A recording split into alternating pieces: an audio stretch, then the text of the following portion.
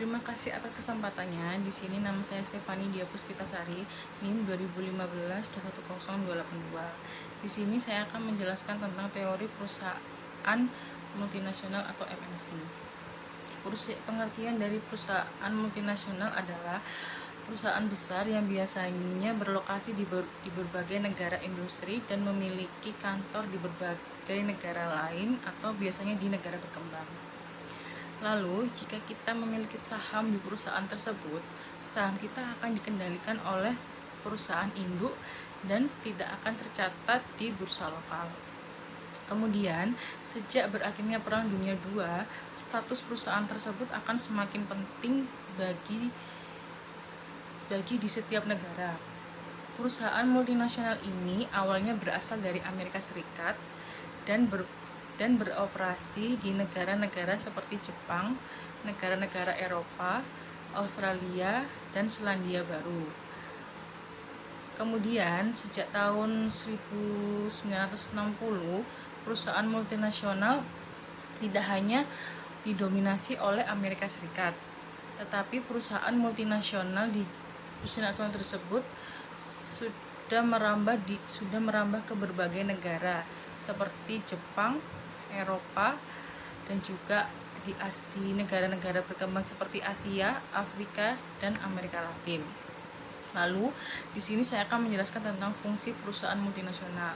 Di sini, fungsi perusahaan multinasional adalah untuk mendorong masuknya negara dalam perdagangan internasional, untuk mendorong peningkatan dari nilai investasi, untuk mengurangi adanya monopoli usaha, untuk mendefinisikan kegiatan ekonomi, untuk mengefisiensikan kegiatan ekonomi, untuk memperluas kesempatan kerja. Lalu yang ketiga yaitu tujuan dari perusahaan multinasional. Di sini tujuannya adalah agar dapat menurunkan resiko produksi dan penjualan dengan mencari tempat baru di berbagai negara lain, agar dapat memaksimalkan keuntungan dengan mengurangi serendah-rendahnya biaya produksi, agar mendapatkan penguatan struktur perusahaan dengan melayani pasar luar negeri. Lalu selanjutnya agar dapat menjadi entitas yang kuat dengan memanfaatkan pengetahuan dari perusahaan di negara lain. Sekian presentasi dari saya, selanjutnya akan dijelaskan oleh rekan saya. Terima kasih. Baik, terima kasih kesempatannya. Di sini nama saya Latifah, NIM 2018-210844. Di sini saya akan melanjutkan presentasi dari rekan saya. Selanjutnya ada ciri-ciri perusahaan multinasional sendiri. Nah, yang pertama adalah membentuk cabang-cabang di luar negeri. Yang kedua adalah lingkup kegiatan income generating atau perolehan pendapatan. Perusahaan melampaui batas-batas negara. Yang selanjutnya ada perdagangan perusahaan multinasional, kebanyakan terjadi di dalam lingkup mereka sendiri walaupun antar negara. Selanjutnya ada kontrol terhadap teknologi dan modal sangat diutamakan karena perusahaan ini sangat membutuhkan teknologi informasi dan modal yang kuat untuk menjalankan bisnisnya di berbagai negara. Selanjutnya ada pengembangan sistem manajemen dan distribusi yang melintasi batas-batas negara, terutama sistem modal ventura, lisensi, dan franchise. Selanjutnya ada cenderung memilih usaha tertentu, biasanya usaha manufaktur. Nah, visi dan misi strategi yang digunakan untuk produksi biasanya bersifat mendunia. Yang terakhir ada untuk menjalankan usahanya, biasanya perusahaan multinasional ini merekrut karyawan dari warga negara setempat. Selanjutnya ada bentuk-bentuk perusahaan multinasional. Yang pertama ada multinational production enterprise, yaitu merupakan bentuk perusahaan multinasional yang berfokus di bidang produksi, di mana bentuk perusahaan multinasional ini memiliki dan dapat mengkontrol berbagai fasilitas produksi di beberapa negara. Selanjutnya ada perusahaan multinasional trade enterprise, merupakan bentuk perusahaan perusahaan multinasional yang berfokus di bidang perdagangan, di mana perusahaan multinasional dengan bentuk ini bergerak dengan menjual barang yang diproduksi di dalam negeri secara langsung kepada perusahaan di negeri lain. Selanjutnya yang ketiga ada multinational internationally owned enterprise, merupakan bentuk perusahaan yang lebih mengarah kepada kepemilikan usaha dari perusahaan pusat dan menyebarluaskan ke cabang-cabang produksi perusahaan di negara lain. Nah, yang terakhir yang keempat adalah multinational atau financial controlled enterprise, merupakan bentuk perusahaan multinasional yang berfokus pada permodalan atau pembiayaan di mana kegiatan perusahaannya diawasi oleh berbagai negara. Assalamualaikum warahmatullahi wabarakatuh. Terima kasih atas kesempatannya. Perkenalkan, nama saya Alifianus Listiani dengan NIM 2018-210-856. Di sini saya akan mempresentasikan mengenai kelebihan dan kekurangan perusahaan multinasional atau MNC. Yang pertama, saya akan menjelaskan terlebih dahulu mengenai kelebihan perusahaan multinasional, yaitu satu, adanya mata uang asing dengan adanya investasi dalam sektor ekspor. Yang kedua, dapat mengurangi kegiatan persyaratan valuta asing untuk aktivitas impor di dalam sektor industri. Yang ketiga adalah memodernisasi setiap sektor lini. Yang keempat, dapat mendukung pembangunan dalam negeri. Yang kelima adalah mampu meningkatkan pendapatan masyarakat. Yang keenam adalah mampu membantu memenuhi kebutuhan masyarakat dalam negeri. Selanjutnya yaitu kekurangan perusahaan multinasional.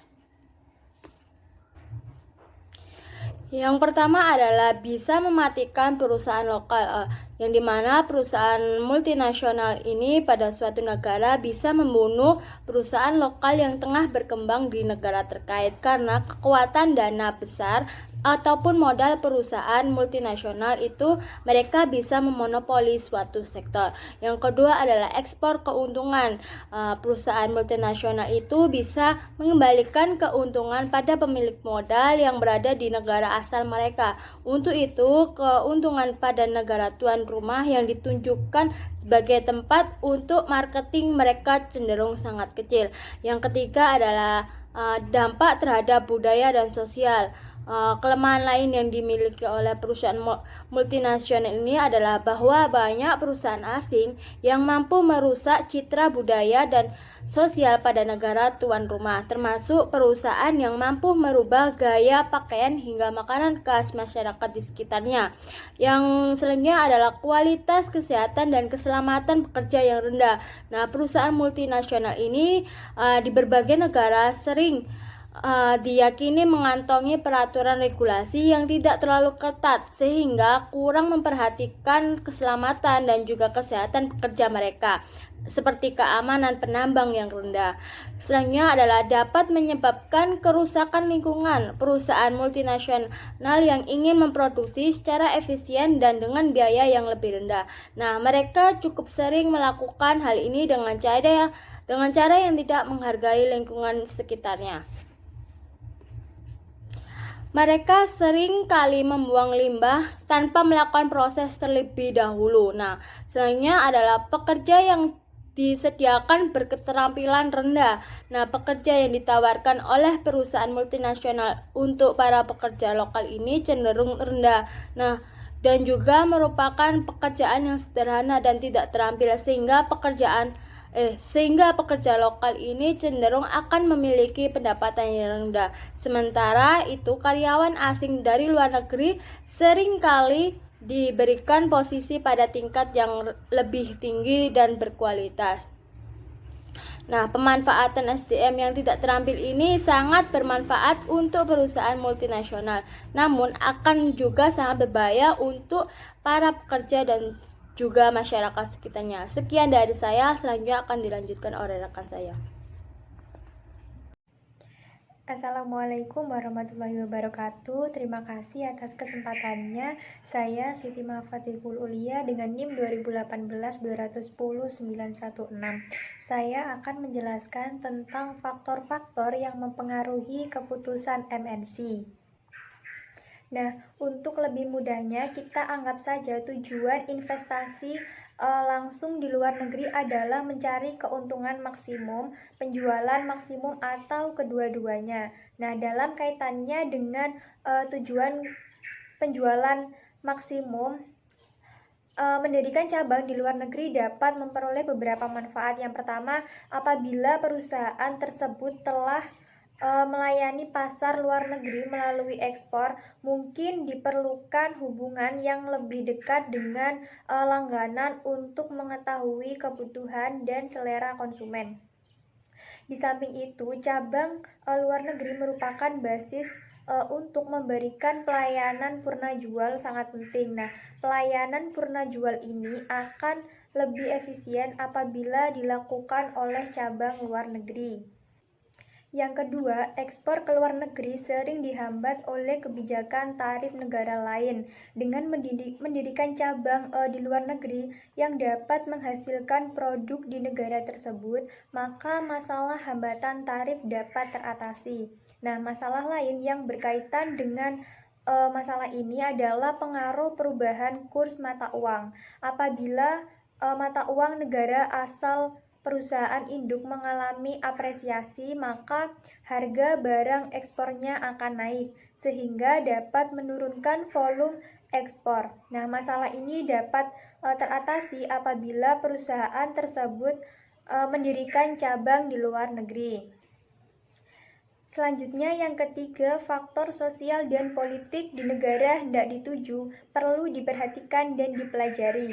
Negara penerima MNC sering mengadakan pengaturan terhadap perusahaan asing. Aturan ini biasanya berupa pembatasan keuntungan yang dapat dikirim ke perusahaan induk atau pengaturan mengenai keharusan menggunakan sebagian tenaga dan bahan yang berasal dari negara penerima MNC.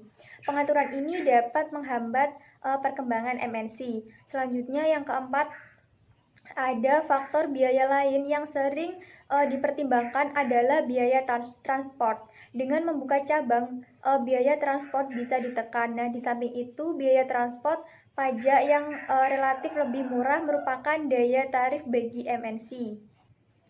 Nah, apabila tujuan pendirian cabang di luar negeri untuk mencapai keuntungan maksimum, maka pertimbangan efisiensi biaya di berbagai negara menjadi pertimbangan utama.